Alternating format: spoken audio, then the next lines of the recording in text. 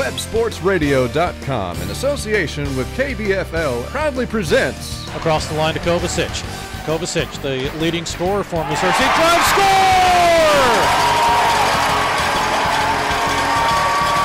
And guess who gets that goal? The guy that we are going to talk to in the second period intermission, Carson Warnig. Isn't that the way it usually goes?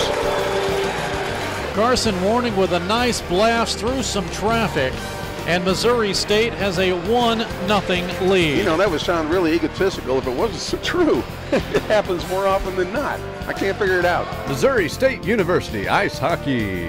2-on-1. Here's Saunders with Lounder. To Lounder, he shoots, he scores! I'm going to do it, Dan. I'm going to interview every Ice Bears player. The two we interviewed today have scored goals. And Chad Lounder gets his first goal with Missouri State this season. With the call, here's Dan Lee and Steve Casson.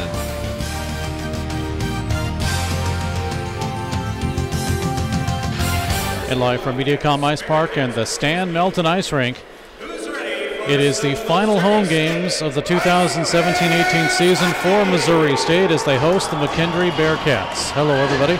Steve Casson along with Dan Lee and Alex Harmon, as we are expecting another sold-out crowd here for the final two games. Now, this is Division I versus Division II, but Dan, all sorts of implications still happening this weekend, but in a sense, it doesn't involve Missouri State, because Missouri State, for all intents and purposes, they're playing games that do not count in ACHA Division I rankings.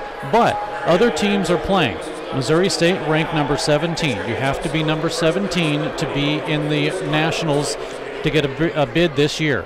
Well, Missouri State at 17, they do not play Division I teams. So in a sense, their fate is not in their own hands. It's in the hands of Midland and UNLV, who play each other this weekend. Midland number 18.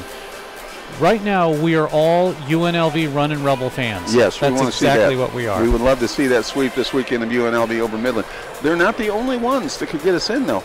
Number 16, Arizona State, is playing number 24, Arizona, this weekend. If Arizona can come up with a win against Arizona State, that 16 might drop down to 17, and we can drop or move back up anyway. It's very possible that could happen. So there's other possibilities, but the main thing we want to see happen, and no disrespect to Midland, but we got to see the running Rebs run all over them.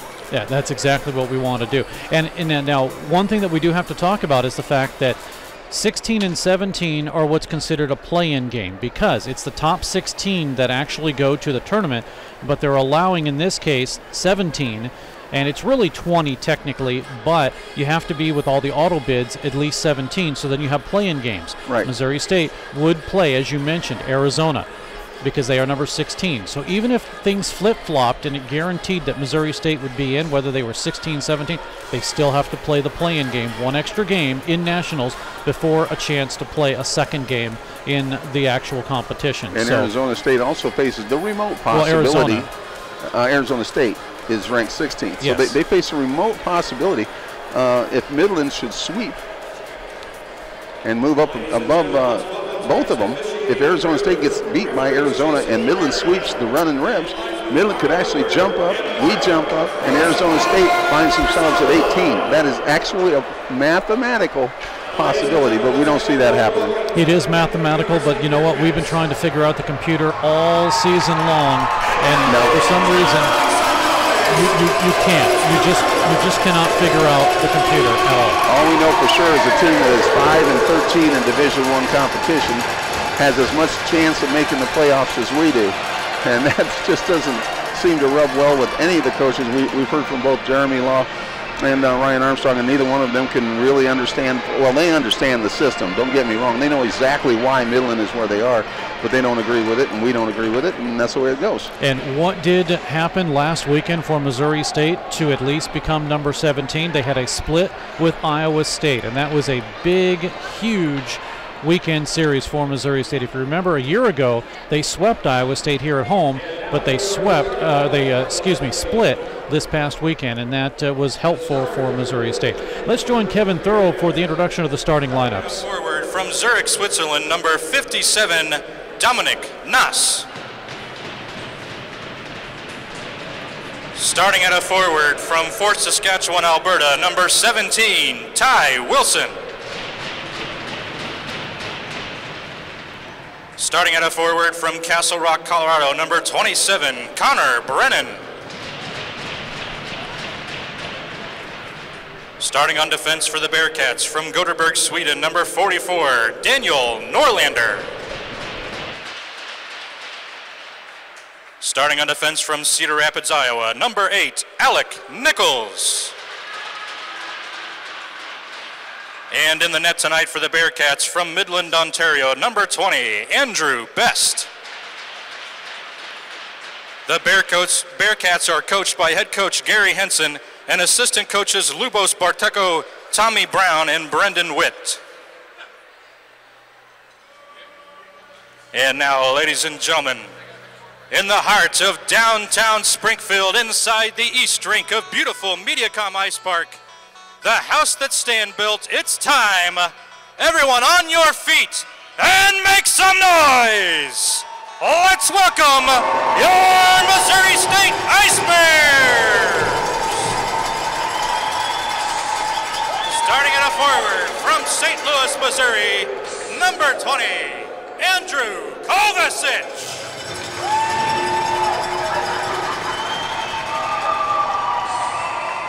Starting at a forward from Baldwin, Missouri, number 10, Alex Turin.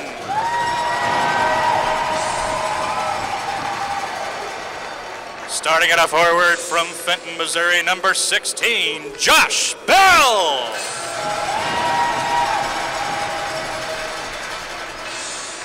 Starting on defense for the Bears from St. Louis, Missouri, number 27, Chris Brown.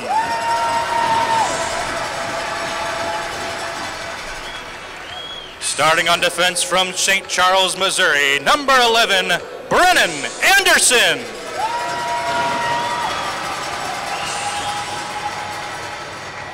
And starting in goal tonight for your Bears from Glen Carbon, Illinois, number 35, Brady Griffin.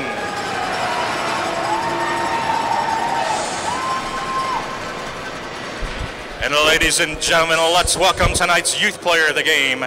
Standing in at 14 years old and an 8th grade student at Ozarks Junior High, let's welcome Vadim Mustayev to the ice.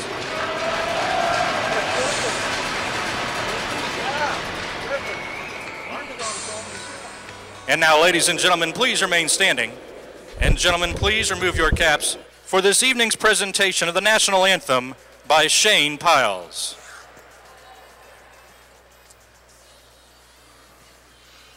Oh, say, can you see by the dawn's early light what so proudly we hailed at the twilight's last gleaming, whose broad stripes and bright stars through the perilous fight o'er the ramparts we watched, we're so gallantly streaming, and the rocket's red glare, the bombs bursting in air, gave proof through the night that our flag was still there. Oh, say does that star-spangled banner yet wave o'er the land of the free and the home of the brave. Our national anthem from Mediacom Ice Park. It is the 21-13 2-1 Missouri State Ice Bears, number 4 in the Western Collegiate Hockey League, against the Division II McKendree University.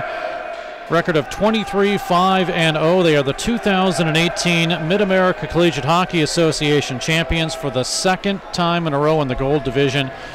with a 4-0 win over Iowa State last weekend, and they, of course, are tuning up before they go to regionals. McKendree ranked number 3 in the ACHA Division II Central, and they are going to be getting things going here. But let's get back to the ice. We have an on-ice presentation. Soccer team.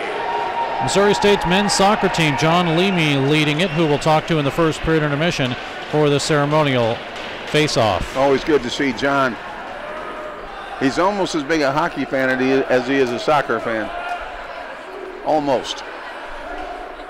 But he's been doing it since 1992. Ladies and gentlemen, let's hear it for Coach Leamy and the Missouri State Bears. And you know, the one thing about John is I've always wanted to go, and I'll tell him about it too. I've always wanted to go to a soccer game, and I didn't think I had his phone number, but he spells it J-O-N, and I was searching in my phone for J-O-H-N, and I could never find it. So I could never call John and say, hey, I want to go to one of your games. So I realized the error of my ways, and I will be going to more soccer games for Missouri State this season. Now, the problem with soccer games, they don't have that many games, Moy. You got to get your schedule together to catch one. You really do. But Referee, if you can, get there. officials for today's game, referee Jason Carrera, Hardy Woodward, and Mark Mazzola are the linesmen. I'm Dan Lee. I've got the ice to your left, Steve Casson, the ice to your right, Alex Harmon, our videographer on WestSportsRadio.com. Let's play hockey. And we're underway as Missouri State skating left to right immediately with Brennan Anderson, brings it all the way down to the right wing corner. Now around Alec Nickel, actually. Kovacic is in there, digging in to try to get things away. Is Ty Wilson of McKendree, the assistant captain. Now the officials still asking for the puck to move. Finally it doesn't, as both Anderson and Nichols were there to freeze it up. So we'll have a face-off. That killed 21 seconds of this period. Now, if I'm still remembering my D2 rules correctly, if you make the top 2 in the rankings, you don't have to go through regionals. You can go straight to the nationals. Is that still true? I believe that's true. So McKendree. So this might mean something more to McKendree tonight. Well, they're already set. They're in third. They are going to the regionals as the Have third they already place had their final squad. poll? Yep. Oh, okay. It's still going to be a tightly contested contest if you ask me. These are 2 good clubs.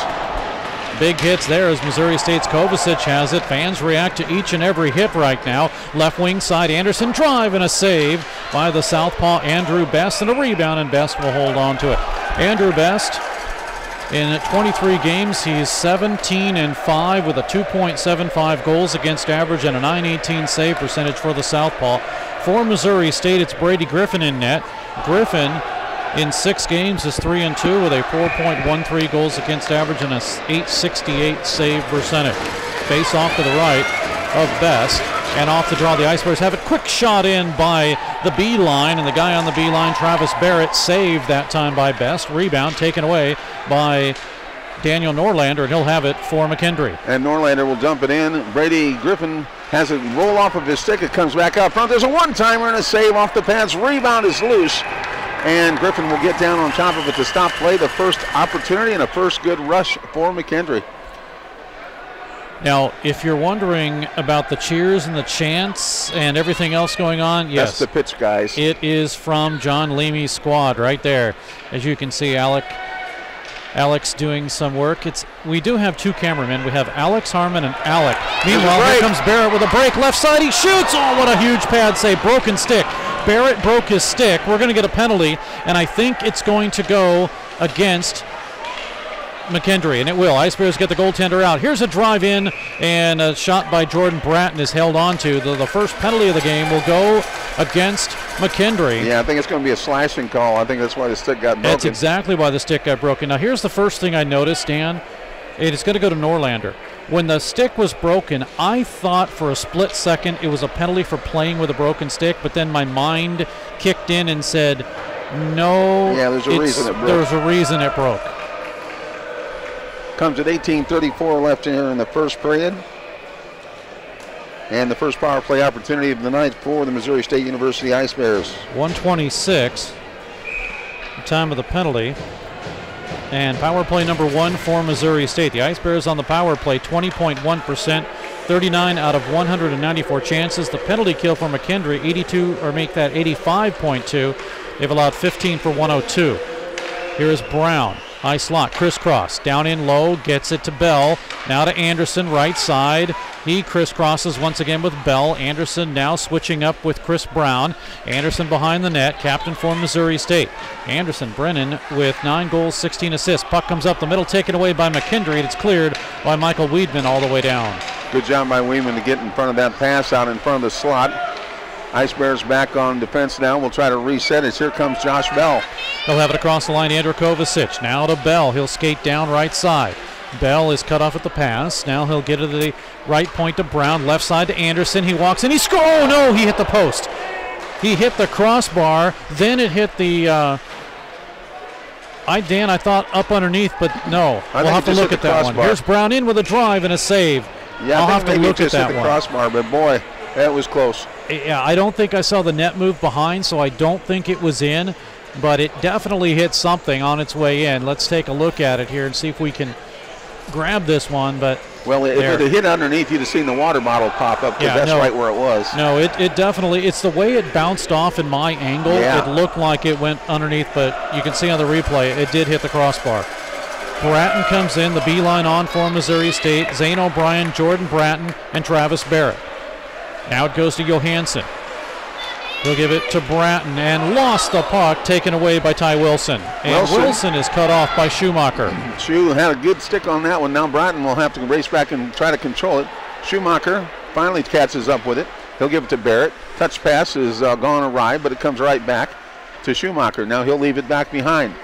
Skating behind their own goal, the Ice Bears. Finally work it out toward the middle. Pass a little bit too far, but catching up is Johansson. Here's Patrick Johansson, and comes across offside. Oh, I don't know about that. Mark Marzola says offside. That was very close. I thought Barrett got back in time. Patrick Johansson at one point had a 4-game goal scoring streak, and for the Swede from on the defense, you know, he's from Surranden, Sweden, I believe. That's close enough. Okay, if you're a Swede expert. Across the line, Bratton has it. Spins around waiting for some help. Gets around Ryan Reeder's check. Now it's Schumacher. Walks the line to the right side. Puck taken away. Here is a break for Ty Watt. Watt coming in on left wing. Faces off with Schumacher, and they both collide. They both go down. The shot wide to the right, all the way back into the park corner. Big checking going on along the end boards right now, right to the left of the goal of Brady Griffin. Now the puck comes out to the blue line, held in there. Another huge hit at the blue line. Still no arms up in the air. Power and we're plays getting over. physical early. Into the near corner. Straight back along the wall to the half board. Cross pass outlet. Bratton is there, or O'Brien actually, but the Ice Bears really wanted a change. Now they do finish up that change, and it's Brendan McClue on the ice now. He's the first one to put a hit, and the puck's sent all the way down the Missouri State zone. Icing will be the call. Oh, notice is served. We're going to get physical tonight. Looks like it's going to be. And this, as you mentioned, and you talked about benefiting somebody, and it really will benefit McKendree, because as they play in Division II and they start to get some pressure from a Division I team, it's kind of like practicing a long time. You're going to get used to everything, and when you get into a competition, at least at the Division II regional level, it'll be nice. You kind of look back and say, hey, I'm glad I played a Division I squad. Yeah, absolutely. This is the kind of tune-up you want right before you go to a tournament, if you're McKendree especially. Ice Bears chase back into their own zone. Now they'll finally wheel around and come forward. They bring it all the way into the zone. Chasing it is Sasha Perron now. Looks for McClue. Pulled away from him by the stick work of Norlander. It'll go to the near side to McClue. Battling for it there. Perron gets checked in. Good work there by Norlander. Comes out and right in the middle, taken away by Cole, that is, Denzati, and he'll get it all the way down. Ice Bears will take it back in front of their own net. Nice outlet to Perron. Across the line, now he'll work it down in low. Once again, stepping in front of him is Alex Ivasenko. Oh, big collision. Yeah, they both are down. Officials looking at both of them. Play stays in the zone. A delayed offside. The Ice Bears are offside, and Perron will clear. Perron not happy, gives a couple of unwelcome shoulders along the way, and there's a big crunching attack. Here come the Ice Bears as more bodies fly. A drive in by Chris Brown gets deflected up and out of play. Yeah, we ought to be having some McKendree penalties here before too long. Somehow, the officials missed all the hooking action going on. And unfortunately, we have a bad number for the McKendree squad. I'm not sure who 22 is. That's Shane Pluto. Okay. Are you talking about for us? No, for them. There we go. Yeah, Shane Pluto. All right. Well, Pluto was putting a heavy hook on Anderson, Brennan Anderson. And I can't understand why one of those 4 officials didn't see that going on. You know, at least get the referee's attention. But it's going to come down into the the McKendree zone, and we're still skating 5-on-5. Face off to the right of Best, and into the near side boards. It is taken away by McKendree and Connor Brennan. Brennan will get it off onto the left side to Dominic Noss, and Noss shoots one all the way around the end board. Comes back to the near side. The Ice Bears try to intercept there. Sticks are riding high right now for both teams, but no penalties, and it comes the other direction. Sent back into the McKendree zone where it'll be picked up by Alec Nichols. He gets hit on a good forecheck by Brian Fuller. Now intercepted, taken away by McKendree, and they go right to left, but chopped away by Brown, but picked up by Wilson. With a shot right into the breadbasket of Brady Griffin, and he'll hang on. 14-10 left in the scoreless first period, but you can't say we haven't seen our share of action already. This is what you want to see, especially from a McKendree squad, which, not putting words in their mouth, but, you know, they could rival a couple of D1 hockey clubs. You know, if they elected to go to D1, wouldn't have any argument against it. Alex Ivasenko wins the draw for McKendree and takes control of the puck, tries to get it back to the point. It's held in there nicely by Cole DeZandi. Up across the blue line, Ice Bears get it to Kovacic, and now left wing to right wing to left wing. Now as getting tripped down and asking for a penalty was the Ice Bears' Patrick Johansson. Nothing happening, we come the other way. Schumacher's going to have to race for it. He gets there before Jason Belke can, and now it comes back around to the corner. Here's Alex Turin. Lost control, out in front it comes, and a good job by Schumacher to get a stick on it. Here comes Brian Schumacher, left side across the line. He'll send it down in low, where it'll be Ryan Reeder to come and bring it in. Reeder with 1 goal and 14 assists this season for McKendree. Puck to Bell. He gets checked off the play. Bell behind the net. Some more hitting, but it's intercepted, taken away by the Ice Bears. And a drive in is stepped aside after it was shot. Oh, I'll tell you what. Alex Turin had such a great opportunity for a rebound there, and it's just popped right over the stick. He had a gaping maw in front of him and could not find it. 13-13 left, first period. 5-4 shots on goal in favor of the Ice Bears. Still goose eggs up on the board.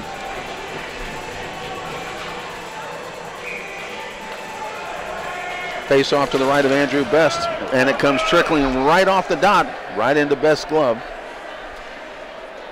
We'll try it again. 11 to go in the period. Shots are 6-4 in favor of Missouri State. Off the draw, immediately a drive that sails high by Travis Barrett, goes into the near side boards. Now working it, trying to get it out was Ty Watt, and the Ice Bears will reset, but intercepted by Norlander, and Missouri State will take it right back. All kinds of forechecking pressure applied by McKendree, and they come up with the puck. They'll work it back the other way, but it goes off a skate.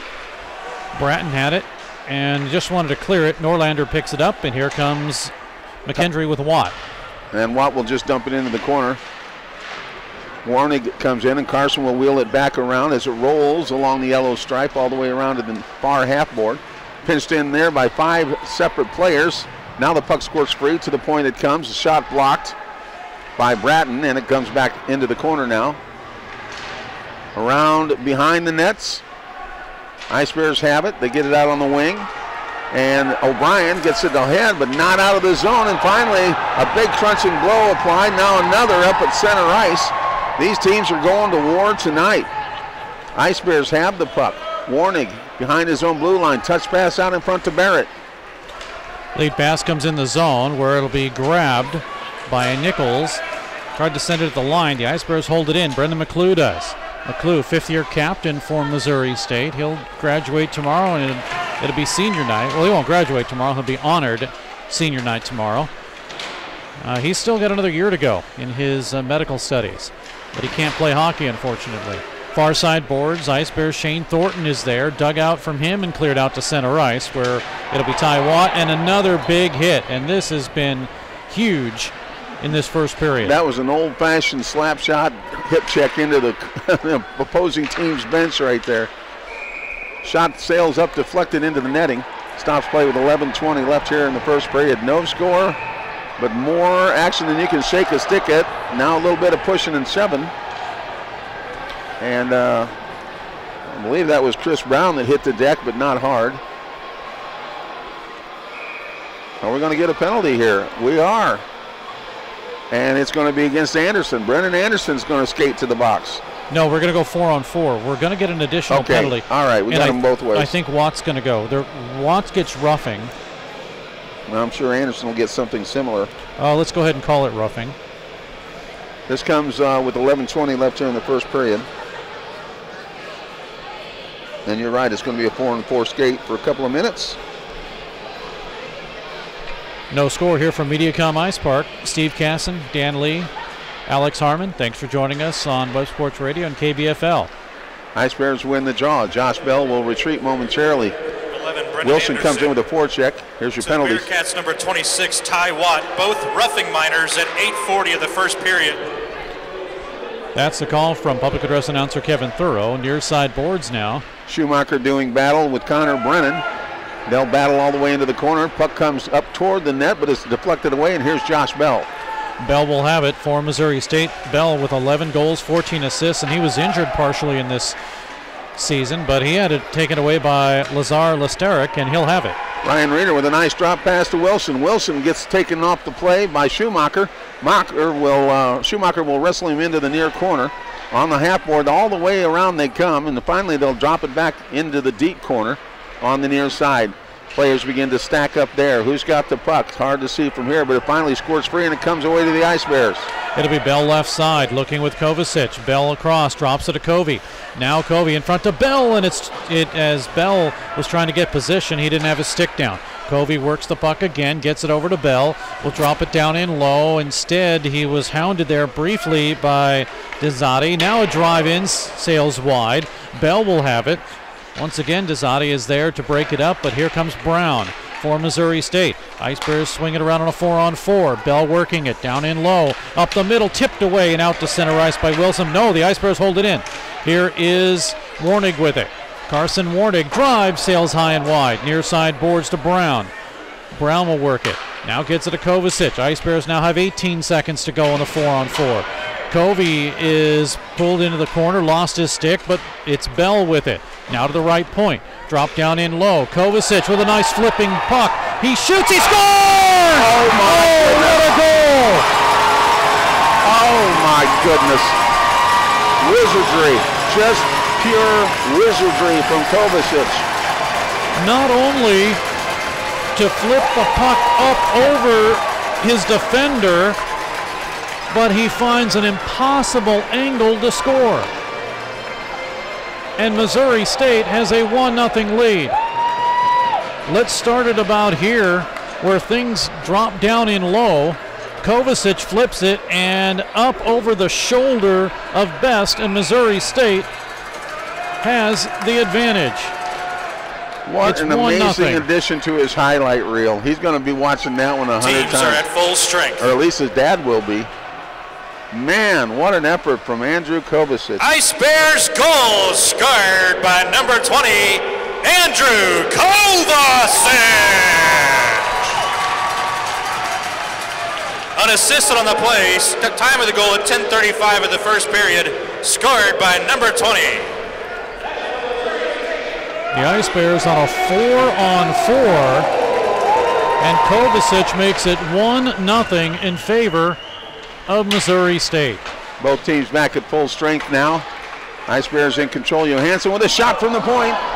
Redirected into the corner. Perron will pick it up at the left circle. Nice move by Schumacher to get around his defense. It comes in front, and as Turin was trying to get position, puck was deflected away from him. Now taken away by McKendree, and Levi Armstrong out to center, and he runs into a wall of Schumacher.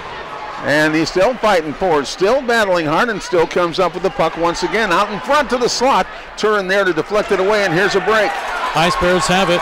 Here's Brian Fuller protecting the puck. He gets dumped as he sends it down in low. Picked up by Wolfgang Davis. Given to his defense and cleared all the way down. This will be an icing call.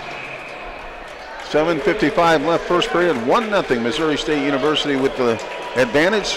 What a great goal as it came down in low. Yeah, let's watch it again. And, you know, you almost want to say that Kovacic planned that, but in reality what happened is he tried to flip it off the glass and it hit something on the boards along the glass, the seam right there, and it flipped up over his defenseman, and then he was able to pinpoint the shoulder right back of the on his southpaw. stick. Great goal. Carson Warning outruns his man to behind his own goal, picks up the puck, tries to feed it up on the left side. No dice. It goes back into the corner. McKendree on the forecheck has all 5 men inside the Ice Bears zone. They cut it off at the point. Sent back to the corner by Michael Weedman. Out in front, and a nice stick play that time by Chris Brown to keep that thing away from the corner of the goalpost. Comes to the left side now. Nice lead path to Turin. He'll have it, he forgot the puck, and now he'll send it down, and he was going to the bench in reality. McKendree with Tyler Estemeyer. Sends it to the near side boards. Somebody dropped a stick in front. It's broken, and that's Bell. He goes to the bench to get another one. Battle for it along the near side goal line. Now on the ice for Missouri State is Chad Lounder. He takes Bell's place. Now here's Brown with a drive. It's blocked. We're going to get a penalty against Missouri State. Oh, we're going to get a high stick, too. Kovacic was the initial person to get called, and then we get a high stick from Estemeyer.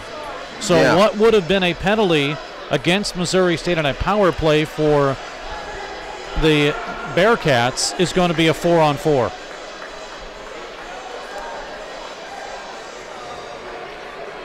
Six minutes, 3 penalties for the Bearcats, and for the Ice Bears, 2 penalties, 4 minutes. Yeah, head coach Gary Henson of McKendree is not going to be real happy with that one. Had him in the box and gave it right back. So we should have a 4-on-4 on this unless we get any additional penalties, but I don't think so. We'll wait and see what the official call is, but it looks like it's going to be on 4-on-4 skate. Ice Bears scored on the last 4-on-4. At least I think that was still 4-on-4 when Kovacic scored. It was 4-on-4. Yeah, I was pretty sure. And still more discussions going on. They've got the 2 minutes up for Kovacic. Now they finally put the 2 minutes up for Tyler Estemeyer.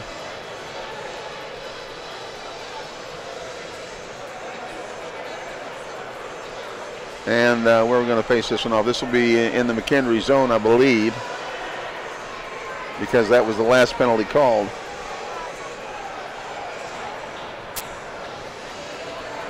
And that is exactly what they're going to do. Jordan Bratton will come to the face-off circle for the Ice Bears. Looks like they're going to send in Ty Wilson, to oppose. And we've got it all sorted out. 4 white jerseys for Missouri State, 4 purple jerseys for McKendree. As I mentioned, McKendree, the 2018 Mid-America Collegiate Hockey Association champions. 2nd consecutive year for them. Missouri State knows all about the gold championships. They were party to several in the MACA League, but of course moving up to Division I, no longer a part of that. Well, now we get everything straightened out. Well, I think they had an extra player out there from McKendree. They'll let him get off the ice first. Yeah, they try to sneak an extra purple jersey out there. All right, now we're ready to go. Face off with the right of Best, and off the draw, it is taken away by McKendree and picked up by Nichols, and the Ice Bears will intercept. At the neutral zone, they will set things up. 4-on-4. Missouri State scored 4-on-4 before. Here coming down the middle is Barrett, poked away from him and taken away by Connor Brennan, and he'll have it left side, now to the right side. Wilson can't cross the blue line without being challenged by Anderson. They poke the puck back into the corner. Chris Brown gets tied up behind the net, and one slides right through the low slot. And fortunately for Brady Griffin, nobody could get to it. Here's Barrett the other way. Ice Bears have it with Barrett. He shoots, and a save by Best. Stuck into the corner. Now moved around. If you know why McKendree has the record they have, 23-5, probably because of that goaltender, Andrew Best right now. Knows how to play very well positionally and sound, and he's made some good saves. Although it had to take a play like Kovacic to score against him. Ice Bears with another good stand at the blue line, get the puck back. Barrett will dump it in as they go for a line change. Another 4-on-4 for about 57 seconds as both teams finish up their change. Now McKendree out of their own zone.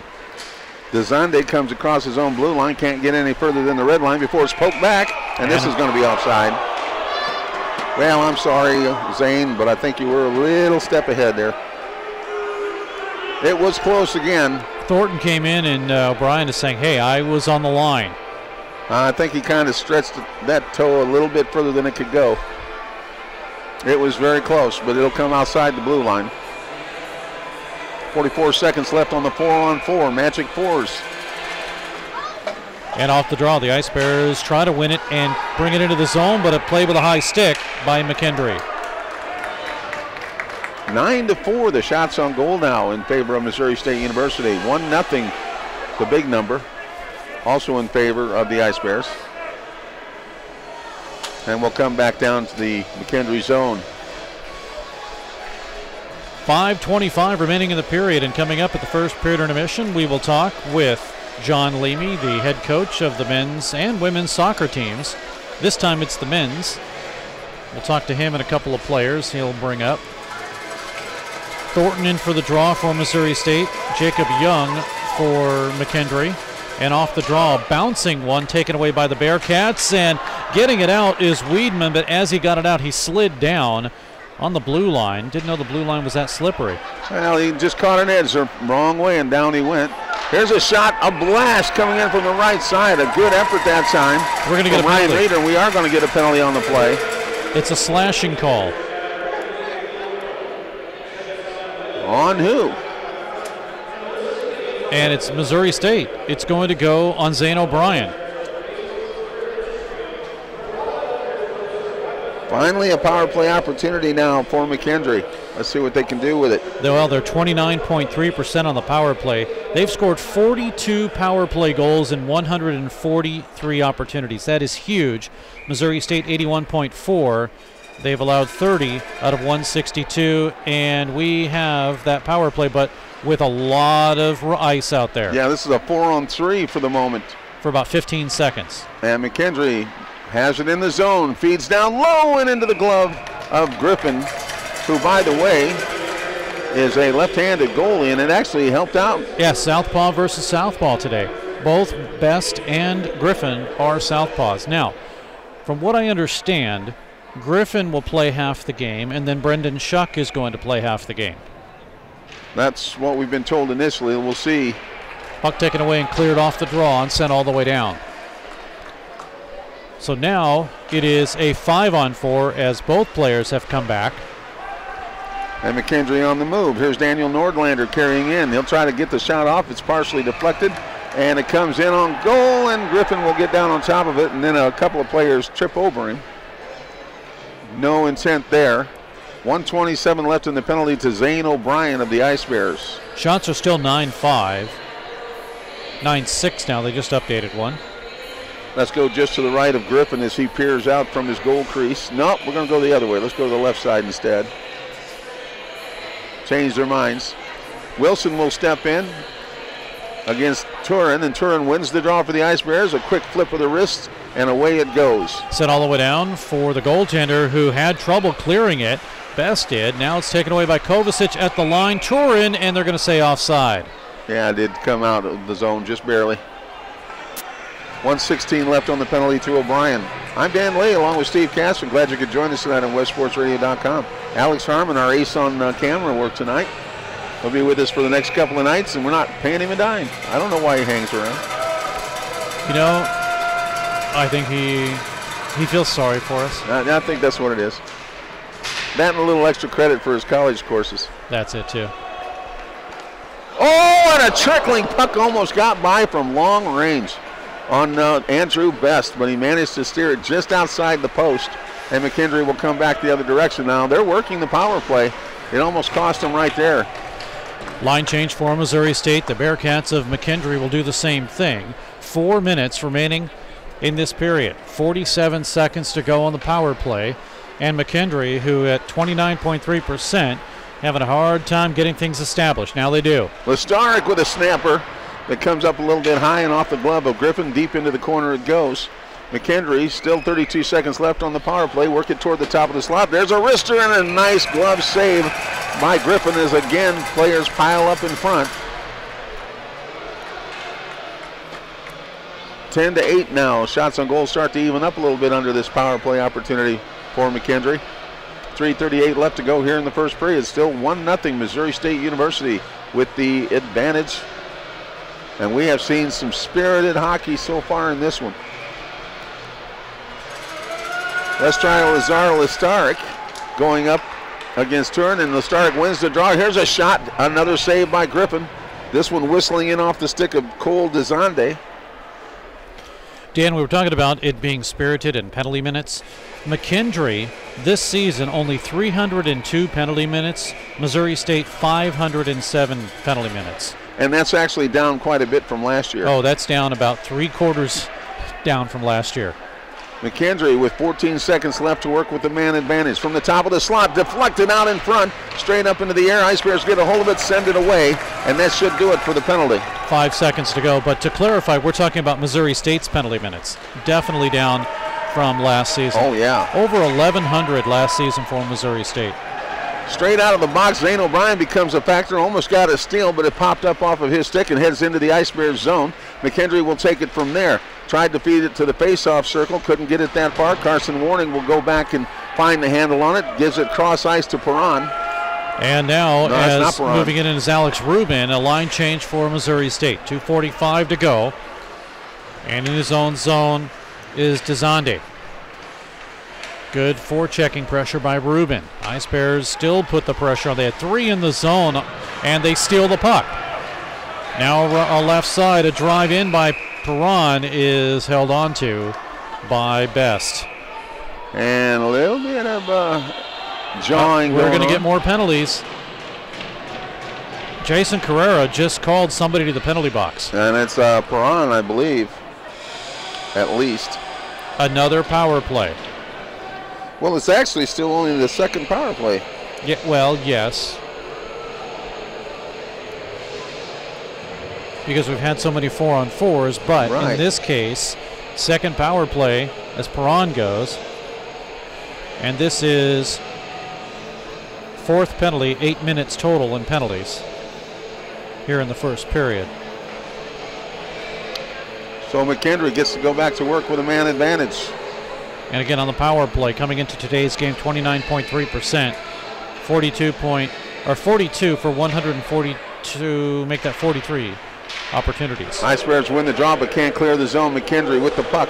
Now a nice almost intercepted out, keeping it in the point is Wilson. He gives it on the left side. Now they work it down into the left wing. Levi Armstrong battling in there. Tries to take it around the boards, working against Bell, and Josh can't hold on to it. It's McKendree again. Now on the other side, DeZondre with a blast that gets deflected into the corner. It might have gotten all the way through to Brady's stick, Brady Griffin, but it comes all the way to the near half board. Back to work they go.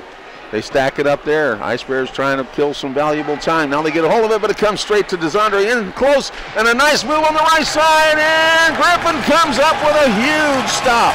Even without his goal stick, it was pushed away on the first attempt. The second attempt, he had to make a stop with his pad, and he kept it out of the net. Now with 1:34 to go, it's still 1-0 Missouri State. More broken hardware on the ice. That's the third stick they've gone through already. I was going to say, there's more hardware on the ice broken than there are goals in this hockey game. Ty Wilson will dump it in. 52 seconds left in the power play after a huge stop by Brady Griffin.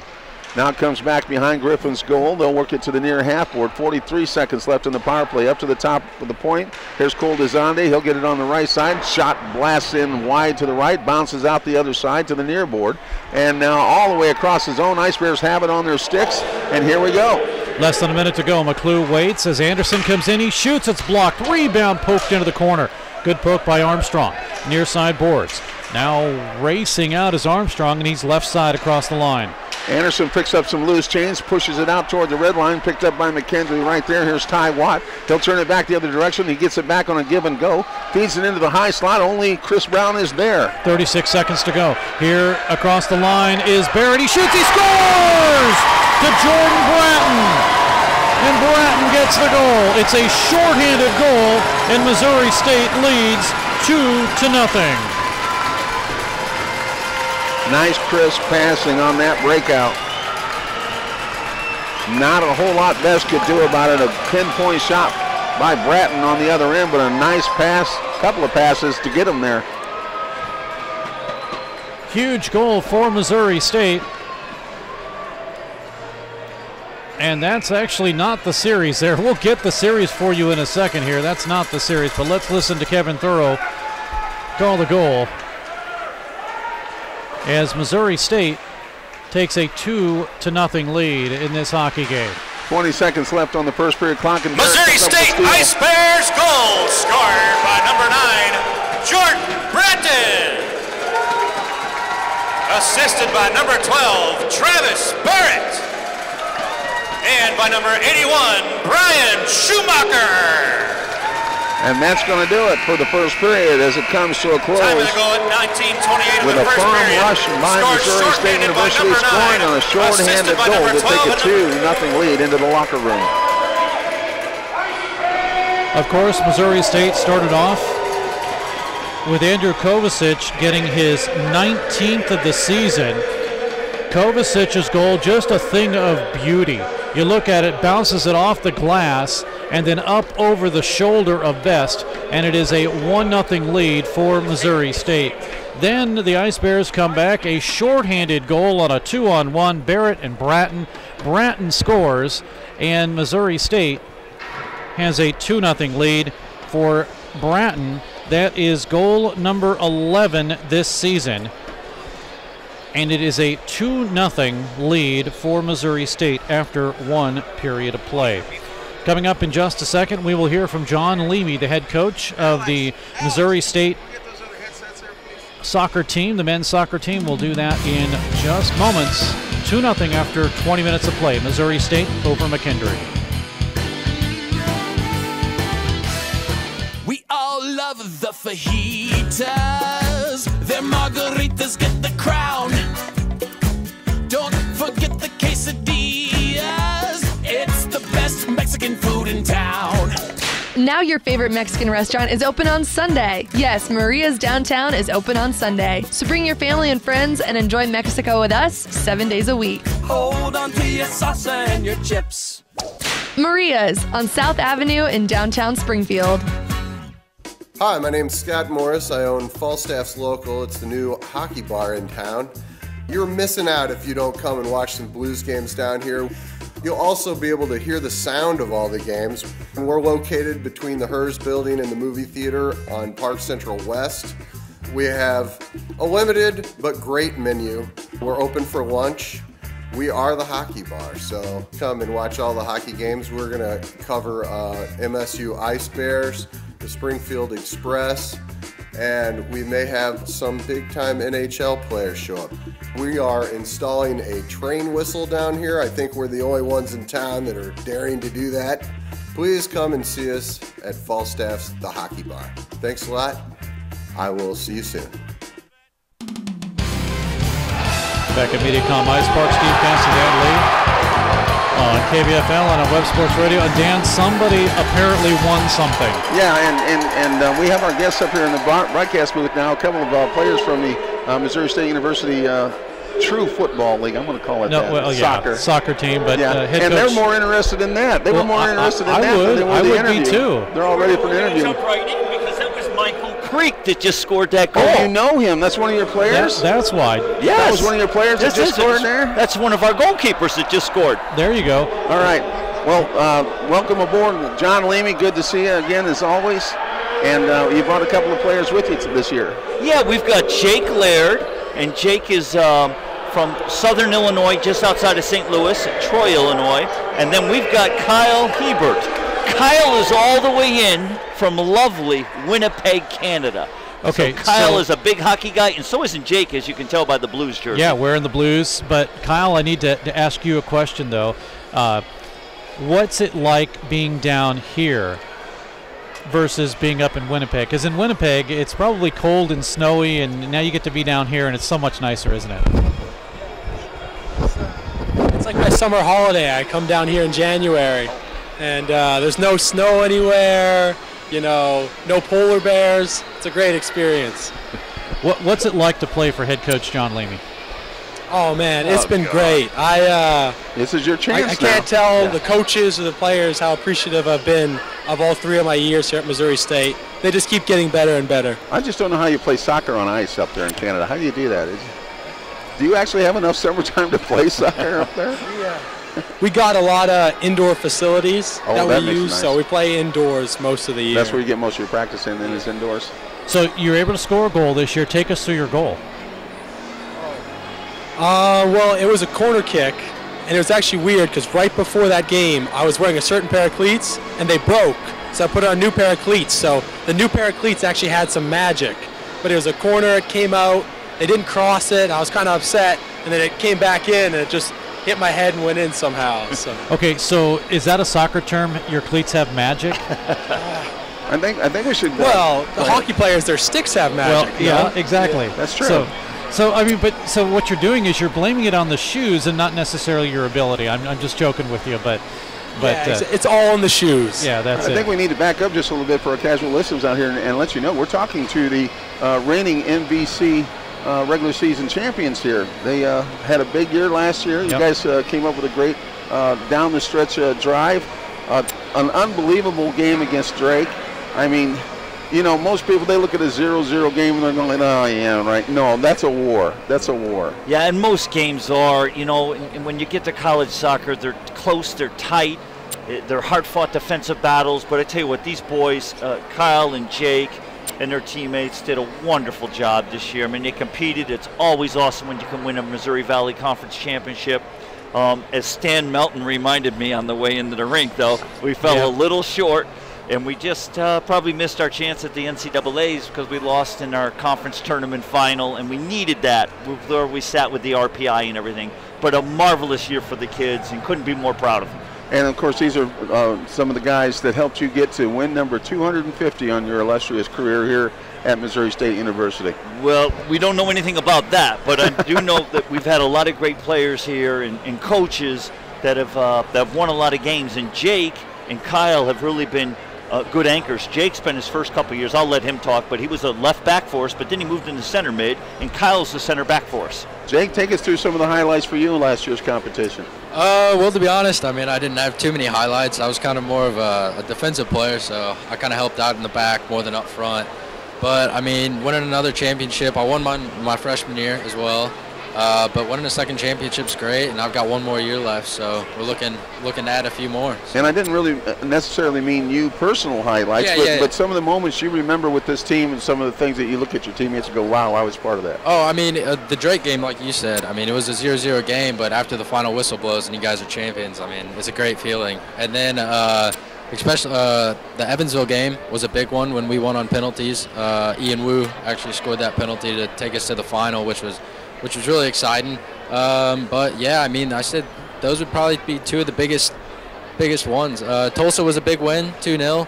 It's been a while since we've played that well against a team like that, so it was exciting. I mean. Now, John, you always give us the impression of being a pretty happy-go-lucky guy. You don't take life too ultra serious. I'm going to ask these guys: is that for real, or is this just a show for the public microphone? Oh no, I mean he's a humble guy. I mean he's always on. He's always working. He's always on the job, so we love him for that. I will tell you one thing that he always does is he always tweets.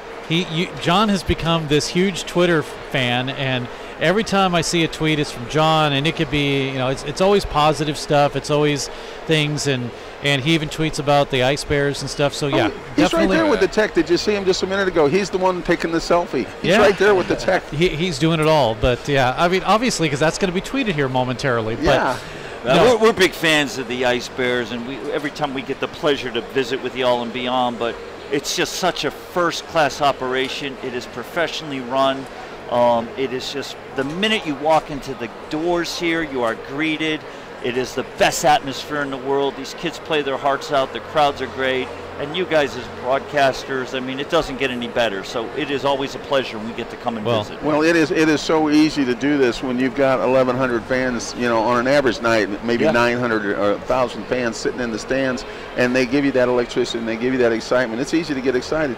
For soccer fans, you guys are pretty close-knit. I mean, everybody up in the stands, up in the stands. You don't get a lot of walk-in traffic, but everybody up there means something to you. Oh, yeah, for sure. Yeah, I mean, my parents are down there every weekend trying to watch, and I know a lot of other guys' parents try to come down, and I know even the foreign guys, whenever the games are streamed, their parents are watching. But, yeah, it's a tight-knit group, so we love it. Well, go ahead. I say one of the things that I finally figured out, I talked to John earlier. I said, you guys have come to many of our hockey games, and we have not reciprocated, and I've always wanted to do that. Well, I thought I'm going to call John, and I'm going to ask him to. Now, I will say that I've covered soccer before as a sports reporter for a local newspaper, so I'm used to being on the field. So when I say I want to go to a game, I really want to be on the field. I am not for one to sit in the stands. But that being said, I said I'm going to get on my phone, I'm going to call John, and I'm going to ask him to get to a game. Well, J-O-N is different from J-O-H-N, and of course I searched for J-O-H-N. I couldn't find it, so that's my excuse for the past 2 years, is I have not been able to find your phone number. Is that weak? It is not. Steve is coming to a game next fall, and we will welcome you, and we would love you to be there, and wherever you want to sit. You want to sit down on the bench with us, or you want to go to the press box, where sometimes it's a little more comfortable, you have got an open invitation, sir. Well, I appreciate that. The one thing I do have a question for both of the guys that we have here, and Kyle Hebert and Jake Laird, is, okay, you've seen, and again, this goes back to my days of covering soccer, so I've covered men's and I've covered women's. When I ask you this question, it's a situation because in covering men's and covering women's, I've heard more bodies smack with women's soccer, but my question to you is, which is rougher, men's or women's? Oh, wow. Careful with that one, guys. Yeah, that's a tough question, to be honest. I mean, I don't really have an answer. I've never played in a women's game. I know they can get kind of feisty at each other. I mean, from just watching games, but I mean, I really don't have an answer. I don't know if Kyle does or. Yeah, I think he's reluctant. Yeah, I don't know. That's a tough one. I mean, it's always a different type of like roughness. Like you look even from sport to sport. Like it's like you see different types of physicality in different areas in different sports, and I think it's the same with men's and women's. Like you're different types of physical with each other. Like certain things are let go, maybe more so in either one. But yeah. Well, and again, that's for me covering women's sports. I've seen more head smack, and I've seen just a lot more of rougher play, I guess, versus the men.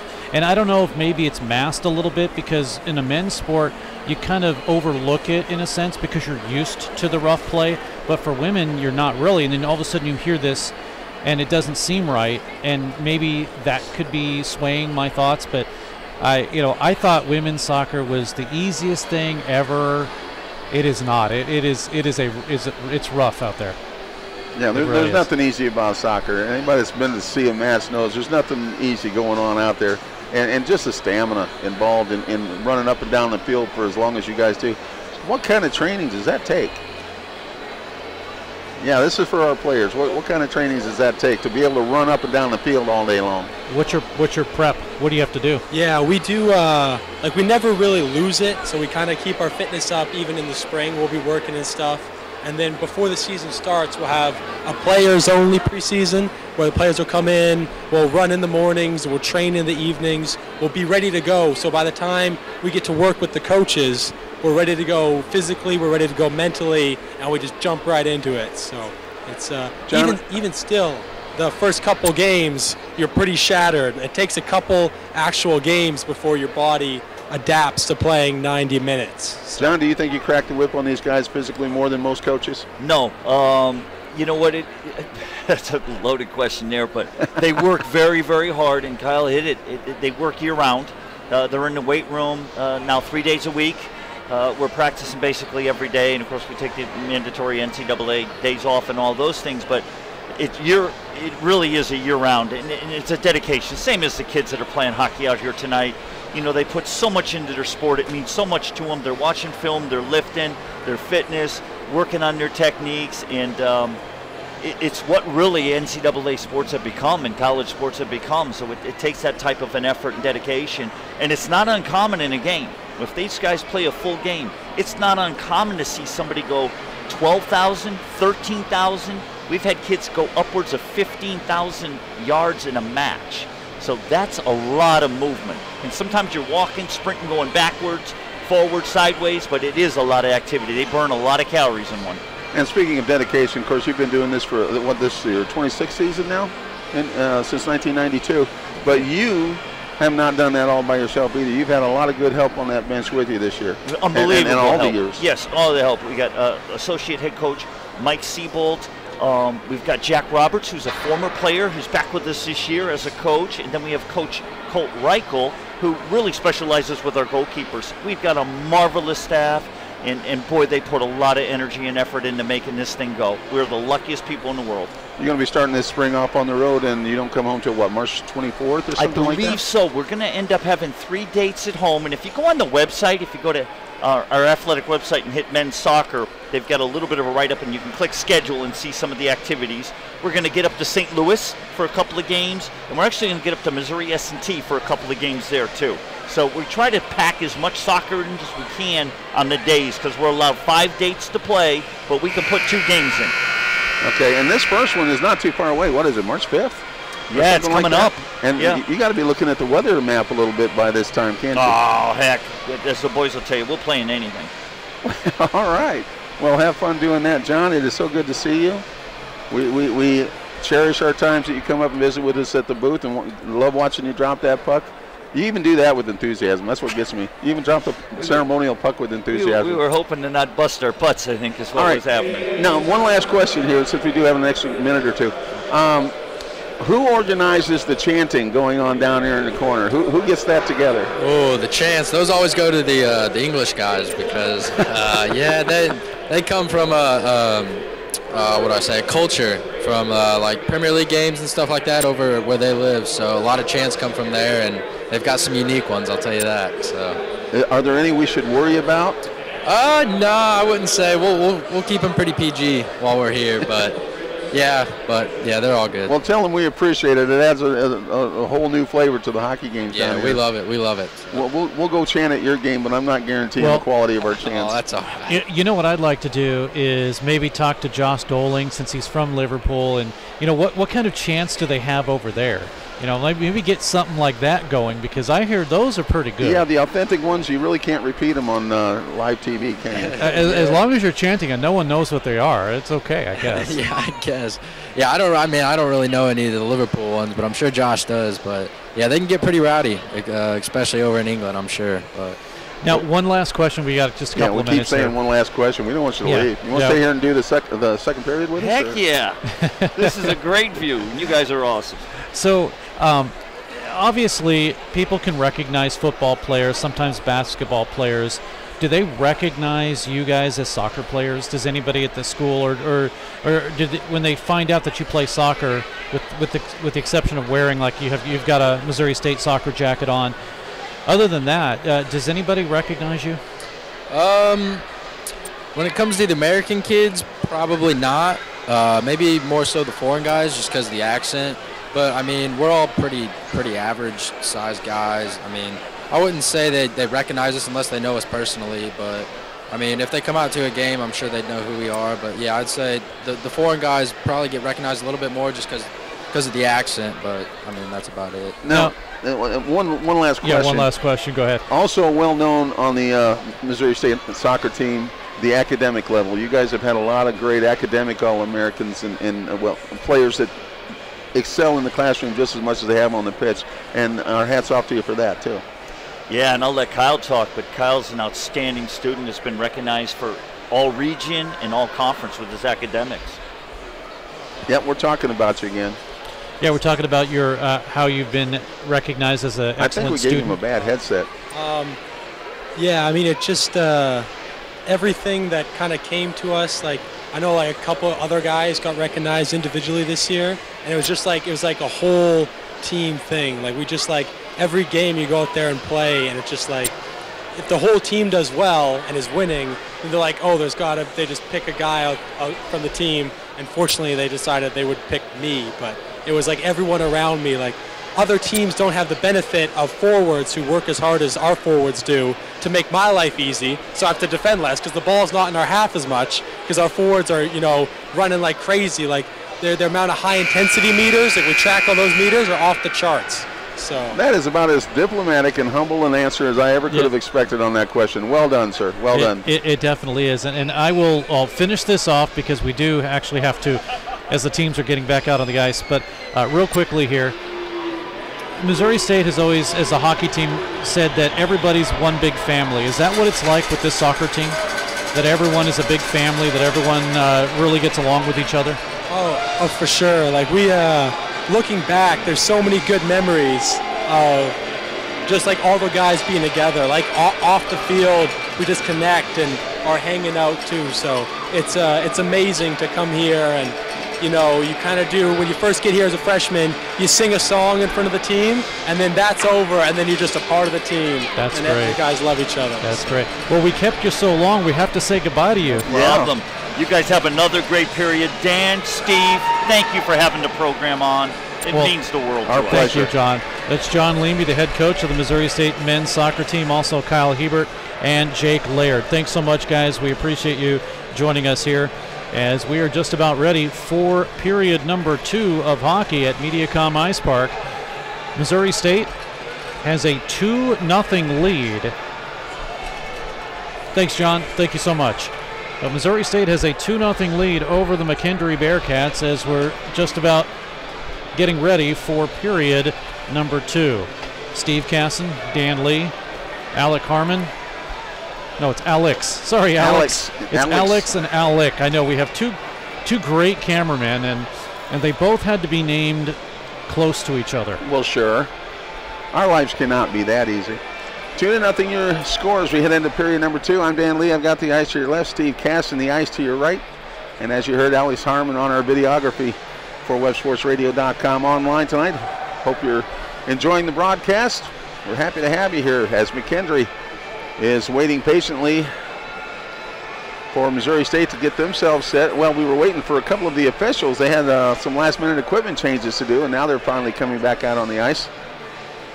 And we should be playing hockey here in just a second. 11-11. The shots on goal were even in that first period, but the big story, the 2-0 Ice Bears lead in both picture-perfect goals that are going to make the highlight reels for these guys at the end of the year, I think. Yeah, first one, Andrew Kovacic's goal, and this one was just amazing how he flipped it up off the glass and got it over Best to make it a 1-0 game. And then Jordan Bratton comes back, and a nice feed, and it's 2-0, and that's where we are as we are about to start period number 2. And the Ice Bears win the draw, and Brennan Anderson will dump it straight in. And everybody will race for the puck now as the Ice Bears go to work on the forecheck. Turin pins his man along the boards. It's taken away by Ty Wilson for McKendree. But he gets wrapped up, has to send the puck back the other direction, gets it across the blue line. Chris Brown will wheel it around back into the zone. So on the McKendree end, we'll work again. Josh Bell gives his man a tap into the glass. Comes to the near half board. Wilson can't find it for McKendree. Now it's taken away Kovacic. His shot knocked down. It comes outside the blue line, and McKendree has a 3-on-1. They bring it across the line now with Dominic Noss, and it's broken up by Brown. Sent to the point. Held in, though, taken away by Norlander. And it will be right side to Wilson. Left side drive, and a save by Griffin. As coming in to pick up the pieces was Dominic Noss, and Griffin with a huge save there. That was pure anticipation on Griffin's part. He saw the puck coming across and slid with it and had himself in the right position at the right time. And we get an icing call. Icing with 18:56 to go in the period, brought back down into the McKendree end of the ice. Brady Griffin, 6'3", 195, and I'll tell you what, he takes up a lot of the space in that net. We'll go back to the McKendree zone and face this one off as Jordan Bratton will step in for the Ice Bears. And he wins the draw. And a puck trickles in on the left side. A tough bouncer that Best had to really scoot to get a hold of, but he got it. Here's Schumacher tapping it back into the corner for the Ice Bears. Zane O'Brien gets pinched along the end board. Now they'll stack him up there. 4 players in on the poke. And finally gets poked out to the near corner, taken by McKendree. It's Josh Donovan in on the action now for McKendree as he'll backhand one into the zone. Sent to the hash marks, and the Ice Bears will intercept and get it out to center ice. That's as quick as it is, and it's sent right back in. Trying to put it in was Dimitro Gavolko, and it's taken away and cleared all the way down to the McKendree end. Donovan wastes no time sending it back the other direction, but Schumacher steps in front of the pass, takes it into the zone. Midway down the slot, lost control, but it goes right to Barrett with a snapper. This one goes off the shoulder pad at Best. Rebound shot by Bratton is off the shin guard of Alex Ivasenko, I believe I'm pronouncing that right. No, I had it right the first time, Ivasenko. And it gets knocked up into the netting, and that will stop play with 19:01, make it 18:01. Left here in the second period. 2-0 Missouri State University with the advantage. Face off to the left of Andrew Best for McKendree.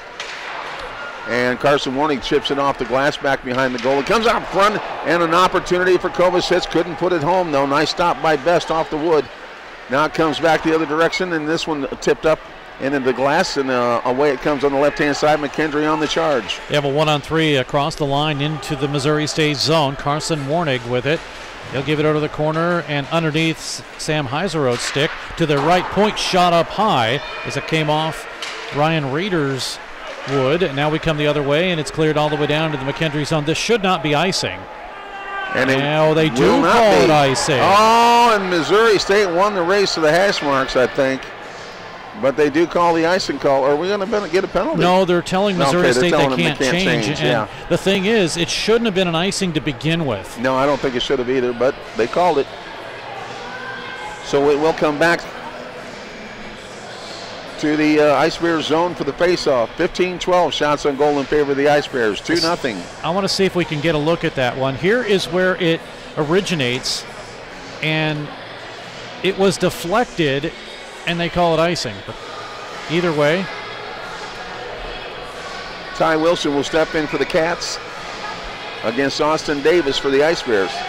To the right of Griffin, and off the draw it'll be won by McKendree, but chipped out by Rubin, taken away by Warnig, and out to center ice. Daniel Nordlander retreats back behind his own blue line. Shirks off a little token pressure from Alex Rubin. Puck loose at center ice, taken away by the Ice Bears. Sent deep into the zone by Chad Lounder. It comes back around the boards. McKendree will pick it up there, and the purple comes forward. Across the line into the zone, but it's the Ice Bears who will have possession in their own zone. Brown gets it to the point, now to Lounder, and Chad Lounder to set things up, back to Brown. Here comes Missouri State, right to left across the line. Nice feed on the other side. Here's Fuller with a shot knocked down right at the point of attack, and it comes back to the blue line, and Fuller will do a good job to get it back. Bryan can't control, though. It comes out to center ice, taken by Anderson. Nice dipsy-do at the red line, gets it as far as the blue line, but then it's poked away, and it comes back out to neutral ice. McKendree will now take a step back and feed forward, and it's chipped all the way in on goal, and Griffin is going to get down on top of it. 16:24 remaining in the period. Shots are 15-12 in favor of Missouri State, and they lead 2-0 in this hockey game. It's getting rowdy in here, Dan. I love it. Last weekend of hockey here at Mediacom Ice Park for the Ice Bears. And the fans were ready for this one. Nearly sold out once again. In fact, I will call this a sellout, especially with the soccer guys in the corner. And off the draw, Ice Bears win it again. It is cleared out, and just Bell was waiting for what would have been a great outlet pass, but it deadened along the boards.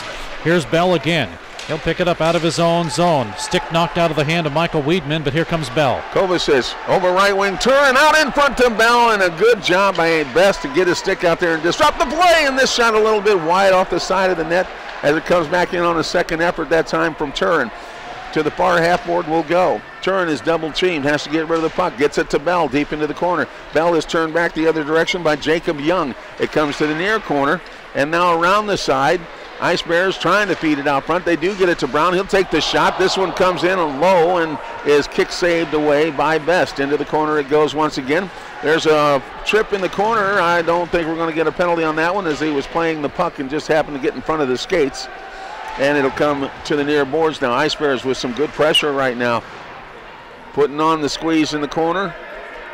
And McKendree would love to have a stoppage and play right here, and they're going to get it. They froze the puck.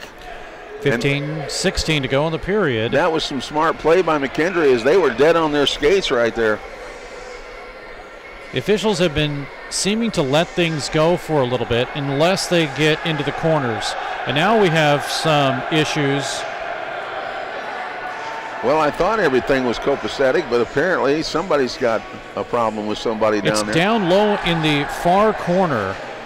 Hard for us to see from this angle. We've got to look to two different... The officials are talking to somebody outside the arena. Huh.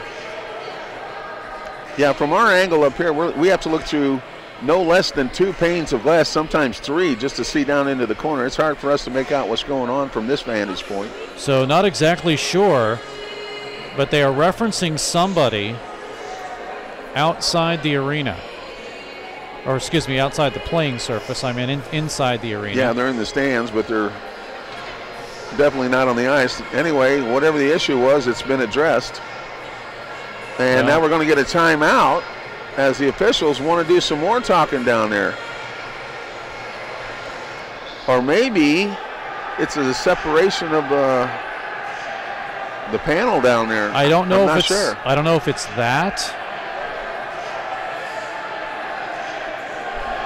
It looks like we might have a problem with the glass. It looks like there's a panel down there that might have come loose. But I'm not quite sure.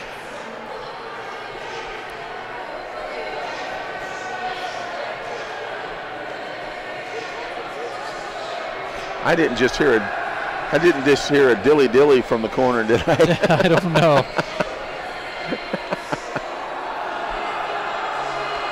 Well, I don't know exactly what's going on. It looks like they are looking at that glass down there. There's a separation in the glass that they may be taking a look at down there. So we may,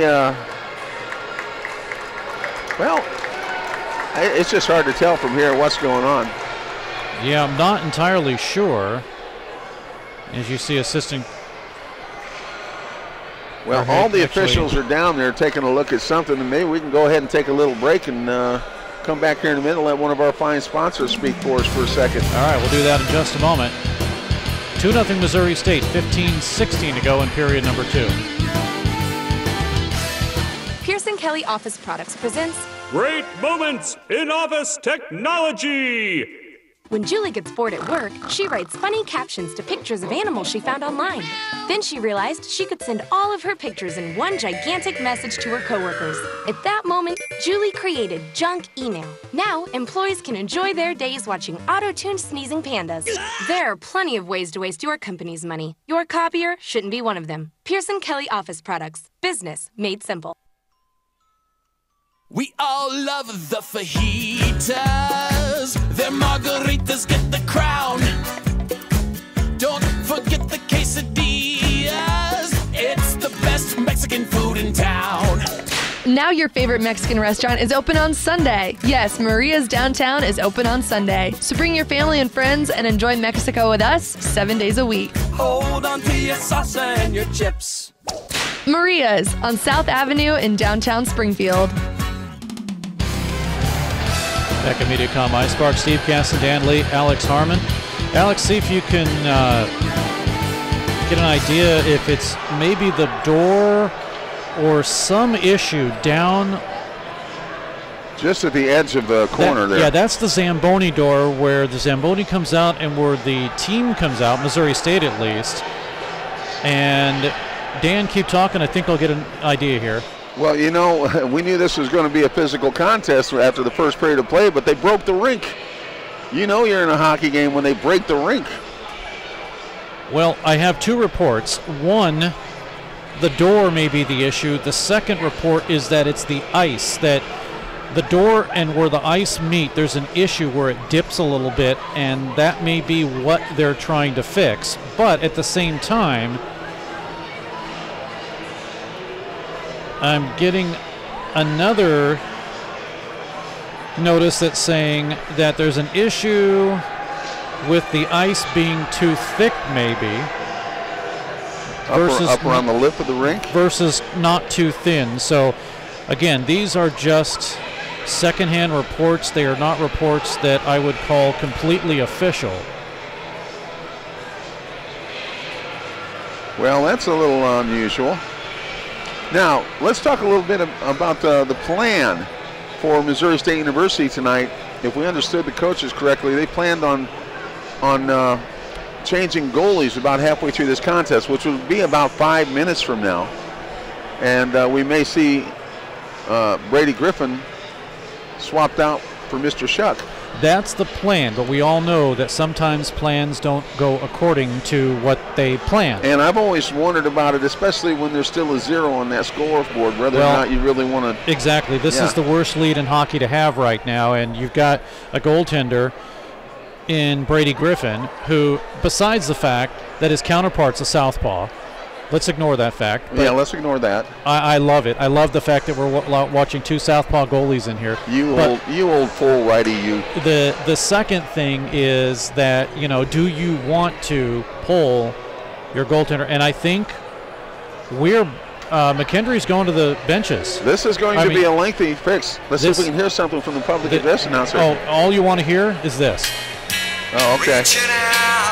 Well, Neil Diamond probably doesn't have a clue what's going on here. But McKendree is going to the benches. Missouri State is going to the locker room. Yeah, not to the benches.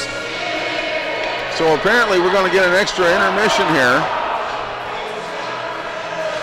as they do some serious repair work to the Stan Milton Ice rink, I should say, here at MediaCom Ice Park. Well, what this means is we had an interview planned. I really don't want to play that interview, so I'm going to see if we can find something else. Well, let's take a minute here and just talk a little bit about the D1 situation. We can spend a little time talking about that.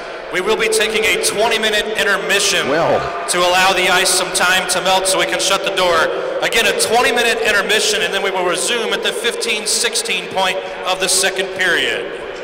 Well, it is going to be a little bit more than just a few minutes. So. Well, and what that means is I don't think, well, that means they're going to have another intermission. I just wonder if they'll go straight between periods without a scrape, but I don't think they will. So here's what I'd like to do, Dan. Rather than us talk about that, we can if you want. Yeah, we can do an interview. But I have an interview with Sarah Sabo, who played for the Missouri State's Division III squad, and we had Kaylee Thomas on. Remember, she had won. Yes. And she was during the Mizzou game, and she had won the contest to be our second-hand broadcaster for the night. And so I have that all set up and ready to go, and we could listen to that. And when we come back, hopefully go down there and have more information for you. Right. Yeah, let's do that. And by the way, Kaylee did an outstanding job. She did a great job. When you asked her exactly what the Ice Bears need to do, she told you like a coach. Oh, yeah, she knows what she's talking about. So, yeah, let's go ahead and replay that interview for you. That'll kill a little bit of that 20-minute delay while we get the ice rink repaired. And then, you know what the bad part of this is, Steve? What's the bad part? Everybody was going to try to catch a little bit of that game after this game. Yeah. That's going to put a crimp on that. Well, yeah, we are running Rebel fans, and the game is going to be on after this game, but that's okay. That's all right. It just means it'll be in the third period and more action for us, right? Right. Okay, let's take a break, and then we're going to have our interview with Sabo and Kaylee. That's right. We'll do that in just a moment. Here, intermission, 15-16 left, and we've got to get the ice fixed. We'll be back.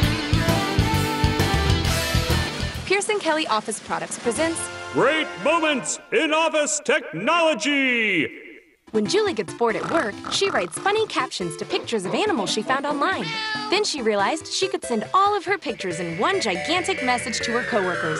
At that moment, Julie created Junk Email. Now, employees can enjoy their days watching auto-tuned sneezing pandas.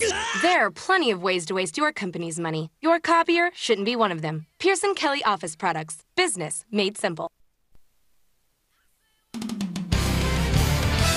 We're back at MediaCom Ice Park on KBFL and on Web Sports Radio. Steve Casson, Dan Lee, Kaylee Thomas, and now joining us is Sarah Sabo, the first Missouri State female hockey player. But I know, Kaylee, you want to be the second, but you want to be the first Division I hockey player, don't you? Ooh. Yes.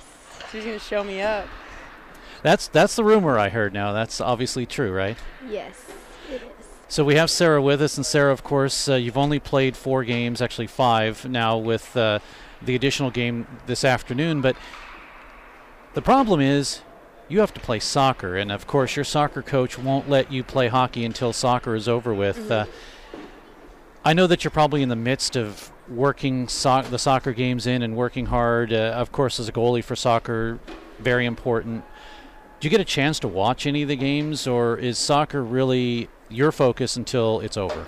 Soccer, especially being Division I, it kind of switched up. I played hockey my entire life from starting 5 years old to high school, and I was lucky enough to have it kind of switch priorities. So for the past 4 years, from not even from August, but from the beginning of the year until we're done with season, soccer was the priority, and then hockey was the privilege. And I was very, very lucky. My soccer coach gave me that privilege and said, yeah, you can play. But I did, like all through 4 years, but this season especially, we only had 1 or 2 home games here during this past fall semester, so I made sure to come out and get a few of those, and then come to the D1 games too and support them for sure. So now, obviously, it's a little tough when you get out there because people look and they say, oh, it's just a girl, she's so easy. But the first time you made it on the ice, I watched it. The first time you skated over to the CCM sign and you hit a guy in the corner up on the boards, and not only did the place just go wild, but the guy fell down too. Mm-hmm. I don't necessarily think it's something that I aim to do, but for sure, if the moment's there, absolutely, I'm going to take it. It's part of the game. Well, you obviously made your mark, and everyone knew it, and now I know a lot of the guys, they treat you just like one of the guys, so to speak. They're great. Isn't it a good feeling? They're like big brothers and little brothers, and I'm so, so thankful to them that, I do come on 3 months into the season, and they take me in, no hesitations. They could be complete. They could just be mean, they could be rude, they could be boys about it, but they're very respectful, they're cool. I'm very, very thankful to have that group of guys. Talking with Sarah Sabo of the Missouri State Ice Bears Division III team. Now, Kaylee, you only have a couple of more years until you're going to college. Are you going to go to Missouri State and play hockey here? Yeah. Heck yeah. That's the goal? Yeah, it's definitely the goal. What do you like about Missouri State? They all work as a team, and they all pass like my team doesn't normally do. But they pass and they work together, and they're respectful on and off the ice, and yeah. See, she has the lingo down. She knows exactly what she's looking for. Good qualities. And I've seen you play too. You're not half bad, especially in nets. I thought you were a pretty good goalie there for a while. Yeah, but goalies are weird. Yeah, goalies are weird. Well, yeah, I am. I know that. But what position would you like to play? Right wing, center. Those are, yeah. Well, we'll talk more to you about what kind of got you into hockey, and of course we'll do that in the game open. But Sarah, obviously you played on the Division III team, as you mentioned. They've taken you in. You get on the ice, and I know you kind of really don't want to look at your first goal as a first goal. It was really so anticlimactic. It was one where you touched the puck and it went in, and you get credit for it. Mm-hmm. But your goal number 2 was amazing. It was bar down, and everybody enjoyed it. That was a fun goal, wasn't it? Oh, it was. We got in trouble. Cody said we were winning the game 7-2, and Cody said, "Okay, if anybody scores, nobody go through the line." And I scored. I skated right to the bench, and I was like, "Oh my gosh!" But it was. It was so cool. It was the best feeling in the world. You can't describe. Even if you are up 7-2, it was so cool. Now, I have to ask this. Now, Kaylee, I know this answer for you. At least I hope I do. But, Sarah, is hockey or soccer your favorite sport? Oh, you can't ask me that. they're completely different. But hockey is, this is the answer that I figured out. Hockey is the lifelong first love that you fall in love with when you're 5 years old.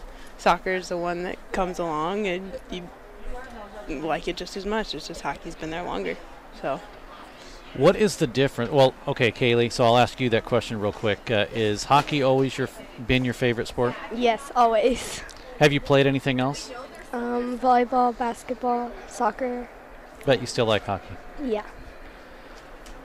So, Sarah, you get a chance to play both sports, and you say they're completely different, obviously, because you're on the ice. One's a team sport, and the other one's a team sport, too. But as a goaltender, you're really more individualistic in a sense, because you're stopping the puck, and I know that there's some talk between the players, but generally when it gets past the 18-yard line or the box right there, it's all up to you, versus hockey, it's a little different because you have some help prior to getting into there. Yeah, it's complete. The amount of pressure that I think keepers have on us, it's a lot of players on the field can make mistakes, and they have midfield or defense to back them up, but we have to be perfect.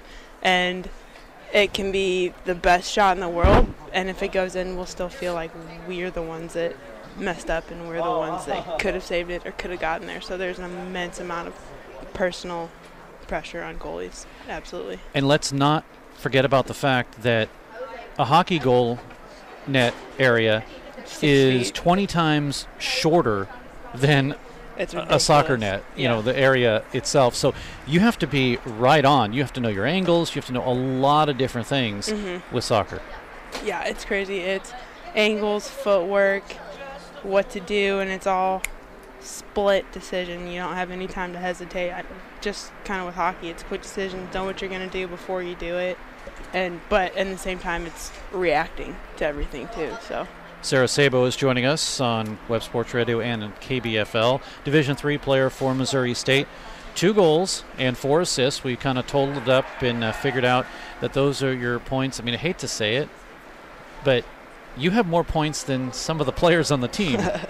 Yeah, we'll see. And I don't mean I hate to say it. I meant that in a nice way, that you know, they come, and obviously that's not the goal, I assume, for you, is to get points. It's to help out the team any way you can. Oh, yeah, absolutely. I don't think I've ever, my role on hockey or soccer, clearly with the goalkeeper, but it's never been a goal scorer. So to have those numbers, it's for sure cool, but it's never been, I'm doing horrible if I only have 2 goals. It's completely just being out there for the love of the game and playing hard every shift. So. But goals are fun. They're cool. They definitely are. Kaylee, you're a good goal scorer. I know I've seen you put a couple of pucks into the net. Now I have to ask a question of you.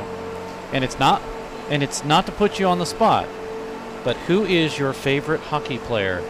Like ever? That plays here at MediaCom Ice Park. Probably Sarah, because she's a girl. She's really cool. Okay. That was a forced answer. So who's number 2? Could be past or present. Okay, Ryan Hoagland would be number 2. So you do like Hoagie, as he's called. Yeah. I understand you have a nickname. Yeah, my coach calls me Goat. I don't know why. He just calls me Goat. So anytime I do a good shift, he's like, "Good job, Goat," and I'm like, "Yeah." Goat stands for greatest of all time. I did not know that. That's what it means. That's exactly what it means. So that's why. You're the GOAT. Coach likes you. Yep. He's probably put you in on the top line. He's put you in goalie. Yeah. He knows a good player when he sees one. Especially since you're going to be the first Division I girl hockey player in Ice Bears history, right? Yep. So we're talking now, another 5 years, 2 hours, and 37 seconds, right? Yeah. On the dot. Exactly on the dot. Okay, I asked this to everyone, Sarah. What do you want to be when you grow up? I want to do brand communications for any company. I think sports apparel would be good, kind of like Adidas or Nike or anything, but my major is in PR, and I would love to go into entertainment PR, and whatever that would entail is kind of representing brands, images, people all that kind of stuff. Now, there was a course at MediaCom Ice Park. My buddy Ben Goss teaches it. It's entertainment management. Have you thought about looking into that at Missouri State? I wanted to minor in that, but they don't have a minor in that. So I took entertainment management service marketing, kind of, which kind of makes the two in together. So you got a little taste of it, but I think PR is kind of encompasses that a little bit, PR and marketing. So. And obviously, what a better way to do that, especially in hockey, if you choose that route. Oh, it's ridiculous. You have the proof. You know, you can show them video of your goals and your hits and everything like that. But you know, the one thing that's kind of tough is we've talked about that your coach won't let you play during soccer season. And in the beginning of the Ice Bears Division III season, at least we're going to start doing it annually now, is a showcase here at MediaCom really? Ice Park. And you couldn't play in it this year, and wouldn't that have been fun? Yeah, that would have been a great time. Did we do that this year? We had it this year, yeah. Dang. Arkansas, Nebraska. Oh, yeah, I remember. I do remember that. That would have been a good time. But, I mean, as I said before, it's a privilege now. And I think we're doing, if we can go where we go to regionals and nationals, I think that would make up for it. But it would have been cool just to get on the ice a little bit. Well, and last year, the first time that the team had ever made it to nationals, they get to it. That was a lot of fun. It was ridiculous. It was so cool. Kaylee, I want to ask you, have you ever been on a team that's made it to the national championships? Not national championships, but I've been to the championships before. And how did your team do? We got second place, so. That's always tough because, as they say, no one remembers second place. Now, you'll remember it, but everybody else won't. You remember the losing part of it. You don't remember hey, we got second place. But that's always tough, as we're talking with Sarah Sabo and, of course, joining us, Kaylee Thomas. One last question here, and I know that the two sports are a little different, but if somebody said to you, you have to choose one sport, that's what the rules are. You have to choose one sport, and whichever one you choose, there's no repercussions, anything like that. It's just whatever sport you choose, that's it. What would it be? That's it forever?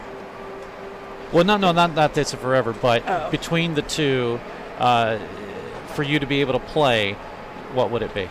Oh my gosh. I don't think I've ever been asked that. I don't know. I study a long time for these questions. I know. I really don't know. That's a hard question. Freshman year, I probably would have said hockey, but right now, I think I would have said soccer and then come skate men's league. Get that just as good. So we'll just leave it as you can't choose. That's it. That'll be the one. Oh, sorry. That'll be the one. Yeah, can't choose. Now, if I ask you, Kaylee, it's going to be baseball, right? No. I was going to say ping pong. Honestly, if you gave me a choice, I would say ping pong. Chess? No. No way. So your favorite sport forever and ever is hockey? Yes. That's cool. Okay, so this is a question for both of you. I know I said one more question, but just this last one here. Your favorite hockey player? Ooh, and we're talking of all time. I think mine is Al McKennis. He was kind of inspiration, I guess I say, behind growing up. Whenever we were that younger, I definitely like him and Chris Pronger. And of course, Al at one point had the hardest shot in the NHL. That slapper. Yep, that slapper. Kaylee, your favorite hockey player of all time? Can it be present? It's present. Okay. Yeah. Alex Pietrangelo from the Blues. He was number 3 for me. Yeah. There you go. Yep. You both know your hockey, that's for sure. Who do you think would be better in a trivia question, a trivia contest? Probably. They're both pointing at each other. Probably. You think so? I don't know anything about trivia. Older trivia maybe, but right now probably her. All right, well, we'll save that for another time. How's that sound? Okay. All right, Sarah Sabo joining us. Sarah, thanks so much, and good luck the rest of the season. Thank you. Grab a couple more goals. I'll try. All I'm right. going for it. Thank you. we will take a break, and we'll be back. More hockey coming up in just a moment on KBFL and on Web Sports Radio.